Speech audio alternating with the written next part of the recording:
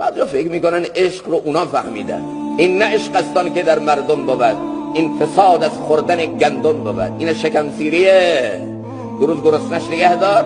چنان قحط سالی آمدن در دمشق که یاران فراموش کردند و عشق.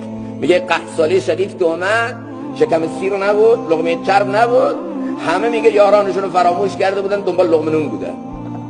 دیگه هیچ کی گویا از عشق و محبت هیچی نمیفهمید. هیچ محبوبی دیگه تو این شهر نبود غیر از نون.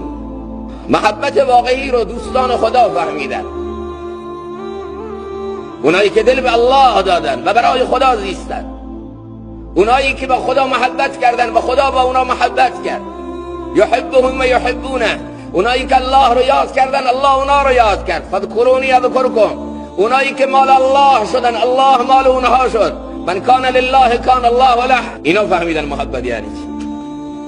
این محبت دو طرف است، दोनों जानिब से इशारा हो चुका, तुम हमारी हम तुम्हारे हो चुका. از هر دو طرف اشاره شد.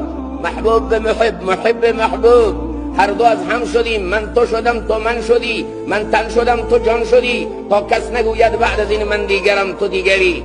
از اون طرف هم محبت، از این طرف هم محبت.